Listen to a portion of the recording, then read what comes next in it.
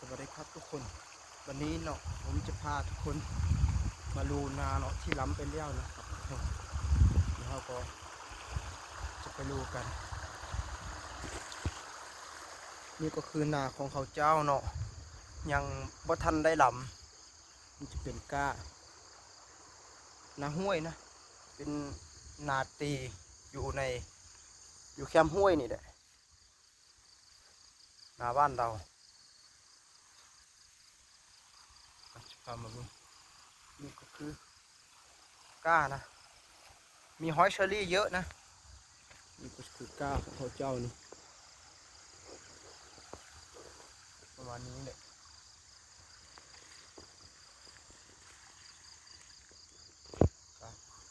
นี่ก็คือนาเราเนาะพาพาไปทางนั้นโอ้วิวชาญ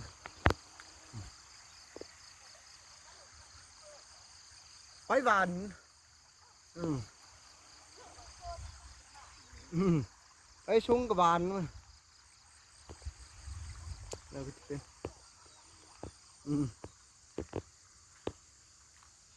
นี่คือก้านเราจะไปเบื้องทางนี้มั้ง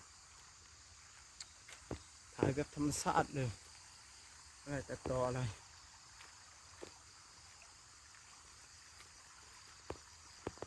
ใครเขามาดูก็อย่าลืมกดติดตามช่องยูทูบนี่ก็เป็นนาห้วยของพระเจ้าจ้ามั่ว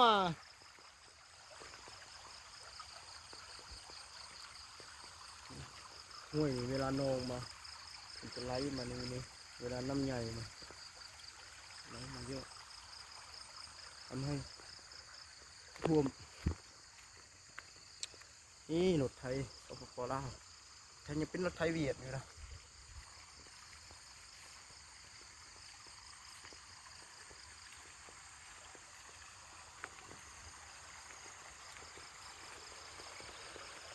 ทางนี้ก่อน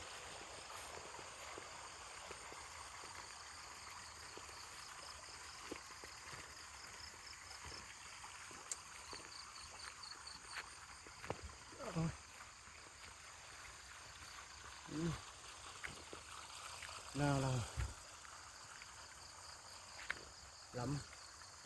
ล้ำจิ้มเดียวนะอยู่ลาวก็ล้ำแบบนี้นะล้ำต้นเดียวนะจะเป็นก้าจะล้ำจิ้มเดียวใส่ก้อเดียวเด้อแต่มันมีหอยเชอรี่ดิมันมีหอยเชอรี่อีกหอยเชอรี่เลยนี่อารมณ์ดูให้เป็นไฟ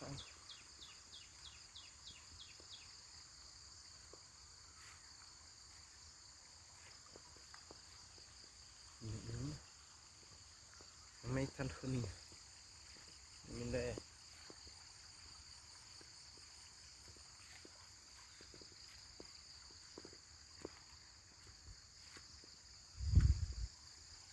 อันนี้ก็จ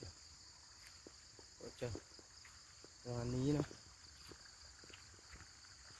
แต่ใส่ยาฆ่าหอยอ๋อตัวนี้มันขึ้นอีกโอ้ย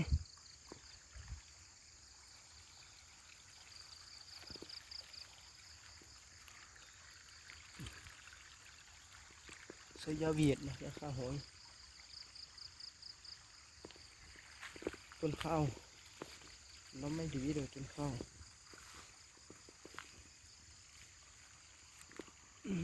ปักไม่ดีเลยมันเลยฟูให้ได้ต้นข้าวฟูใช้กิ้มเดียวแบบนี้นะทางลาวเขาลำเวลาแป้มันจะมี4-5กิ้ม10กิ้มประมาณนี้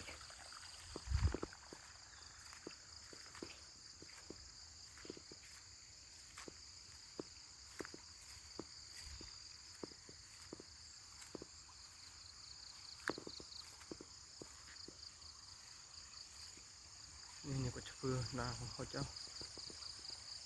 ท่านไรลำเป็นผู้ฟ้าแบบนี้แหละแล้วก็จ้างคนมาจกเห็ดนาอยู่ลาวนะ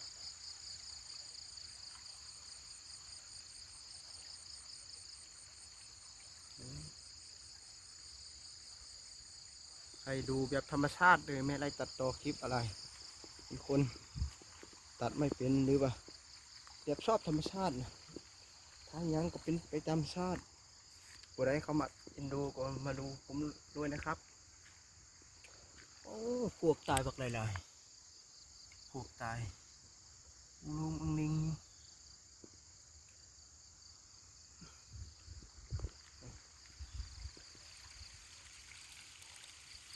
ตัวนี้อีกแล้วตัวนี้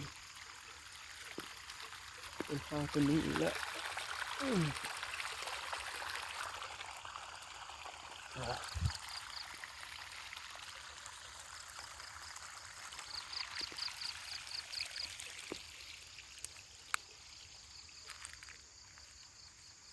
โหลิงอึ้งลังอยู่แบบนี้แหละ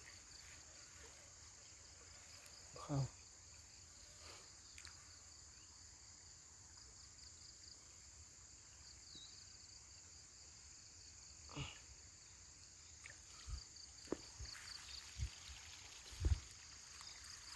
โอ้ให้มันให้มันซื่อ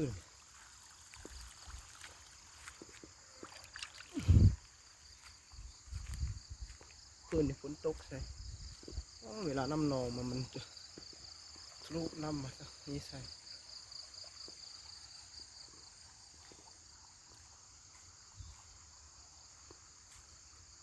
นี่ก็เอาไปล้ำ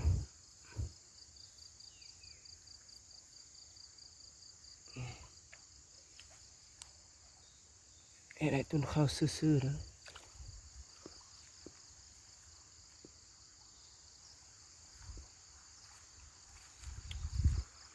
จ้างคนมาโจกใหม่นะ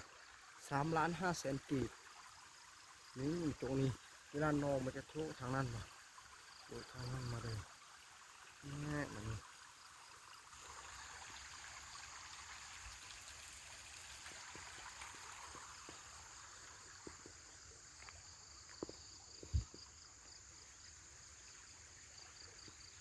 อันนี้ก็จะเป็นแบบนี้นะทุกคนนี่นะเรานะที่ไทยเขาล้ำแบบไหนอะที่ไทยล้ำโอ้ที่ไทยคือจะล้ำ2-3กิ้มไหมหรือว่ากิ้มเดียวแบบลาวแบบนี้แบบลาว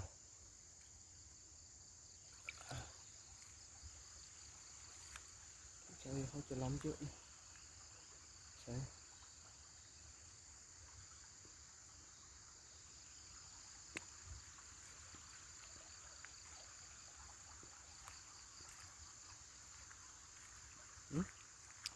อืมเอ็นดูผมด้วยนะครับผู้ใดเข้ามาดูครับนำเสนอทายเอานี่คือกล้าของเขาเจ้าจะเป็นแบบนี้นะ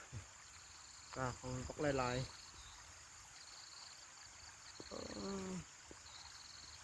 ๆเยอะจริงนะมีหอยเชอรี่เยอะนะผมจำเป็นต้องใช้ยากำจัดมันใช้ยาฆ่าหอยเพราะมันจะกัดเข้า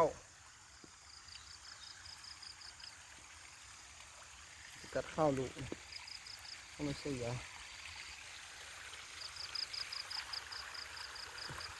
บางตัวมันยังไม่ตายนะมันยังใส่อีกนะมันยังตายบางตัวนี่เป็นนาของเขาเจ้านาเอาเนาะ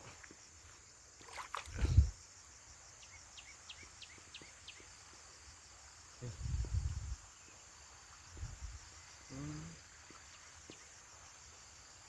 วิวธรรมชาติคักหลายเดี๋ยวเราจะไปเบิ่งทางในเนาะ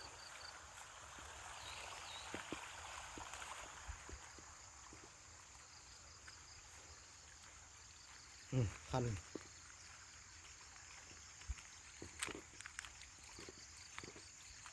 นะครับ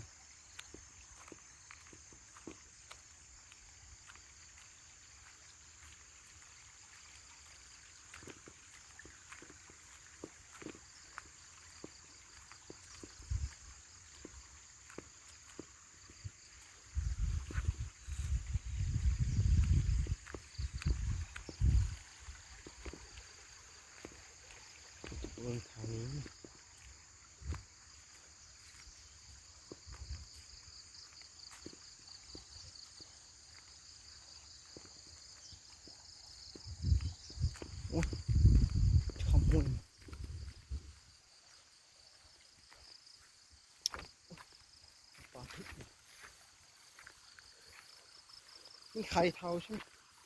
ไข่อะไรอะไข่อะไรเอ้ยอยู่น้ำห้วยนี่ไข่เทาใช่ไหมคือมันเยอะแท้ไข่นี่โอ้ย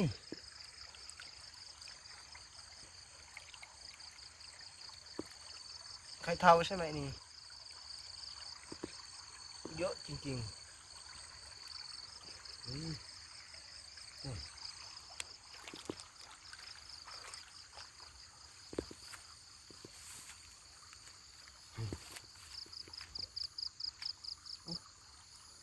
ผมไปไม่ได้นะวันนี้นี่ผมป้องนี่เขายังไม่ได้ล้ำเลยนะของเขาเจ้า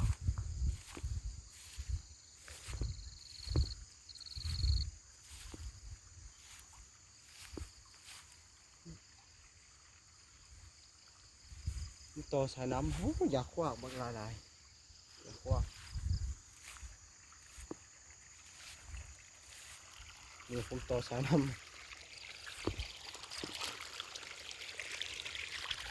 ต่อลินมาใส่มาแล้วมันไหลอีกใส่มาอีกอันนี้ผมจะล้ำอีกล้ำไว้จังไงมันมีหอยเชอรี่มากินมันยากออกก็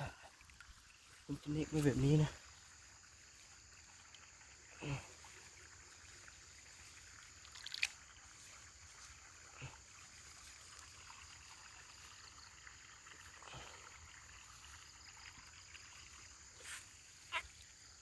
แบบนี้นะผมจะเน็กไว้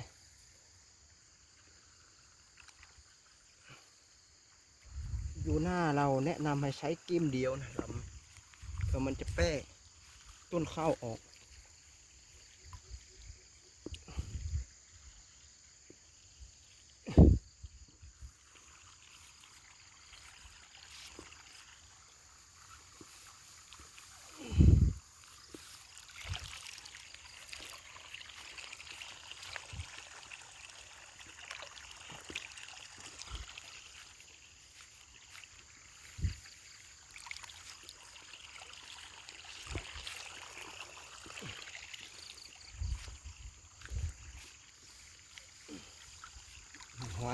หอยเชอรี่นี่จับอีกแล้ว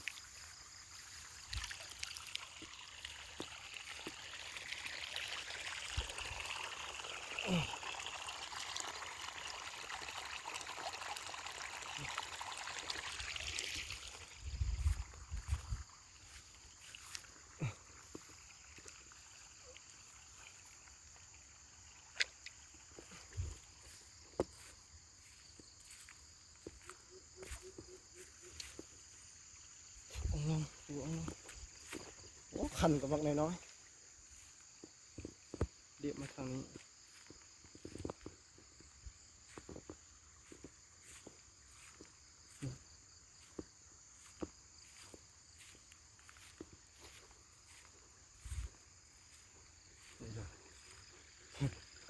ปองไปไล่ไม้อื่นนี้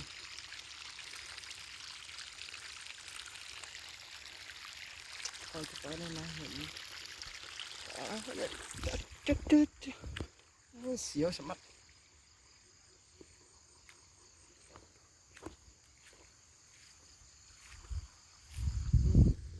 นี่คือลำเศร้าน้ำเขานะ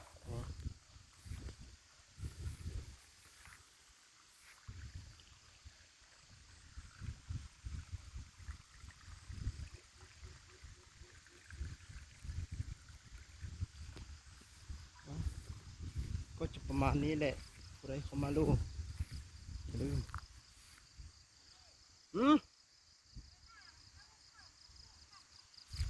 ให้เลยเศร้าแล้วจีขาย6 ล้าน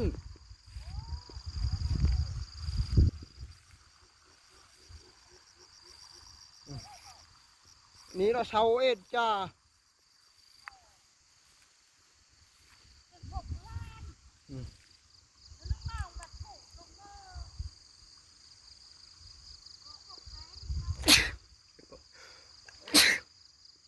ก่อนนะครับทุกคน ผู้ใดใคร